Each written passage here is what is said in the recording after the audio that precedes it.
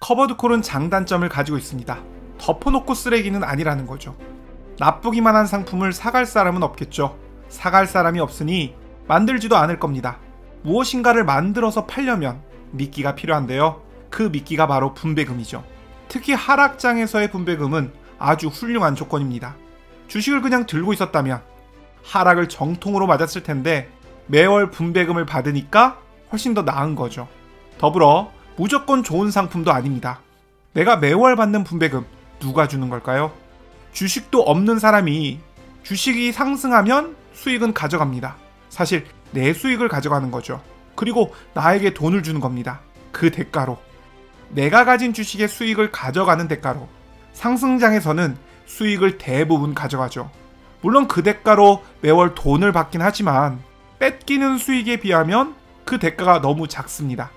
이러한 구조를 이해한다면 분배금을 재투자하는 일은 안 할 겁니다.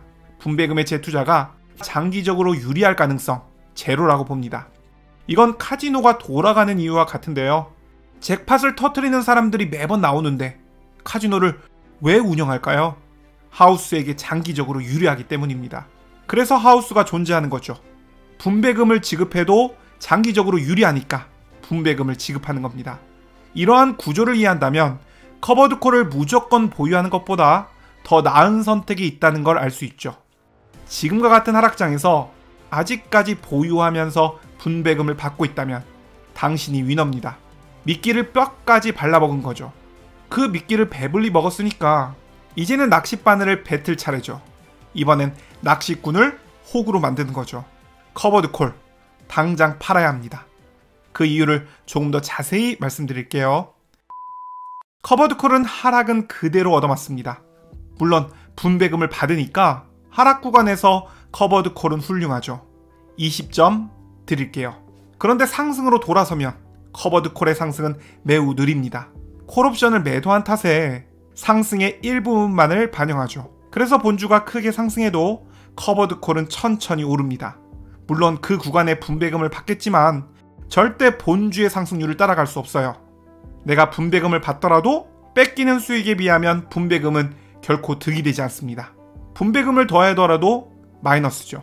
10점 드리겠습니다. 그런데 본주는 본주라고도 하고 추종지수라고도 하고 기초지수라고도 합니다. 여기서는 본주라고 부를게요. 본주가 하락할 때 하락만 합니다. 누가 돈을 주지 않아요. 10점 드리겠습니다. 본주가 상승할 때 놀라운 상승을 보입니다. 전고점 회복, 우습죠. 주가는 결국 우상향할 겁니다. 20점 드릴게요. 점수표를 보면 이렇습니다. 하락할 때는 커버드콜이 더 낮습니다. 하락 구간에서 커버드콜은 20점, 본주는 10점. 만약 커버드콜을 지금까지 보유하셨다면 우선 축하드립니다. 그동안 20점짜리를 들고 계셨어요. 그런데 만약 이제 상승으로 돌아선다면 이제 10점짜리를 들고 계셔야겠죠. 자, 그렇다면 이제 커버드콜을 팔 시간입니다. 다 팔라는 이야기는 아니고 향후 상승할지 하락할지 아무도 모르는 일이니까 분할로 매도해야겠죠. 저라면 커버드콜의 10분의 1은 팔 겁니다. 그리고 본주를 사겠죠. 제피나 타이거 미국 배당 다우존스를 팔아서 부를 사고요. 제피큐를 팔아서 QQQ를 사는 거죠. 만약 그렇다면 하락장에서도 20점짜리를 들고 있고 상승장에서도 20점짜리를 들고 있는 거죠. 하지만 그 누군가는 하락장에서 10점짜리를 들고 있다가 상승장에서도 10점짜리를 들고 있을 수 있습니다. 하락장에서 일반 주식을 보유하다가 하락의 끝자락에서 커버드콜을 매수한다면 이는 최악의 선택이죠. 여전히 찜찜하시죠? 많은 의문이 가시질 않을 겁니다. 이런 의문들이 있을 겁니다. 하락할 땐 똑같이 하락한다고? 제피는 덜 하락하던데 뭘 모르고 말하네. 야, 네가 한 말은 다 틀렸어. 내 커버드콜은 잘 올라. 내 거는 30%만 커버드콜이라서 안전해. 이번에 주가가 많이 하락해서 커버드콜 배당률이 크게 올랐던데 그럼 지금 사면 더 좋은 거 아니야? 이 질문에 대해 말씀드려 볼게요. 우리가 알고 있는 대부분의 ETF, 시가총액 가중 방식을 택합니다. 시가총액이 큰 종목은 ETF에 많이 담고 시가총액이 작은 종목은 덜 담는 방식이죠. 이 방식의 단점은 주가 변동이 클 수 있다는 데 있습니다. ETF가 특정 종목을 많이 담다 보니 그 종목들의 변동성을 ETF 전체가 받을 수밖에 없는 거죠. 반면 제피는 동일 종목 가중 방식을 따릅니다. 보시는 것은 제피의 구성 종목인데요. 구성 비율이 완벽히 같진 않지만 비슷한 것을 볼 수 있죠. 이렇게 하면 전체 ETF의 변동성을 낮출 수 있어요. 시가총액이 큰 종목이 크게 하락해도 제피는 크게 하락하지 않습니다. 이번 하락장에서 제피가 S&P 500보다 덜 하락한 이유, 커버드 콜이라서 그런 건 아닙니다. 그 이유는 동일 종목 가중 방식을 택하고 있기 때문이죠. 단기적으로 보면 커버드 콜도 잘 오를 겁니다. 하지만 장기적으로 보면 커버드 콜은 이러한 추세를 가져가게 됩니다. 본주와 커버드 콜 모두 똑같이 하락하고요. 하지만 본주가 전고점을 뚫고 크게 상승해도 커버드 콜은 그렇게까지 상승하지 못합니다. 이후 다시 하락장을 맞이하면 본주와 커버드 콜 모두 똑같이 떨어지죠. 이와 같이 본주는 전저점을 높여가며 더불어 전고점을 높여가며 상승해도 커버드 콜은 전저점을 높이기 힘듭니다. 실제로 10년 이상 운영된 커버드 콜을 보면 이를 알 수 있는데요. 2015년부터 현재까지 나스닥을 추종하는 QQQ는 플러스 343.6%, 나스닥을 본주로 삼는 QYLD는 마이너스 31.4%입니다. 10% 정도의 배당을 받는 QYLD는 지난 10년간 100%의 분배금을 받았을 겁니다. 그렇다 해도 결코 QQQ 수익률의 절반을 넘을 수는 없을 겁니다. A는 전체 자산에 대해 커버드콜 전략을 쓰고 10%의 배당률을 보입니다. 반면 B는 자산의 30%만 전략을 썼는데 똑같이 10%의 배당률을 보입니다. 자, 질문. A를 운영하는 사람들은 바보일까요? 아닙니다. A는 외가격 콜옵션을 팔고요. B는 등가격 콜옵션을 팝니다. A는 상승의 2%까지 취하고 나머지 상승은 콜옵션 매수자에게 주는 커버드 콜이라고 해볼게요. B는 자산의 30%에 대해 등가격 콜옵션을 팔았다. 이렇게 가정하고요. 등가격 콜옵션이란 주식을 보유한 사람이 이 30%에 대해서는 상승을 전혀 가져가지 못한다. 이렇게 보면 됩니다. 예컨대 주식이 3%가 올랐다면 A는 2%까지만 낼 거라서 2%가 오를 겁니다. 반면 B는 콜옵션을 판 30%는 상승하지 못하니까 70%에 대한 2%, 즉 1.4%가 오릅니다. 찔끔 오르니까 A가 낫네요. 이번엔 주식이 5% 올랐다고 해볼게요. A는 몇 프로가 오를까요? 맞습니다. 2%가 오릅니다. 그럼 B는 자산의 70%에 대해서는 수익을 모두 가져갈 수 있어요. 70%의 5%는 3.5%, B는 3.5%가 오릅니다. 많이 오르는 장에서는 B가 낫네요. 최근 증시는 급등과 급락을 이어가고 있는데요.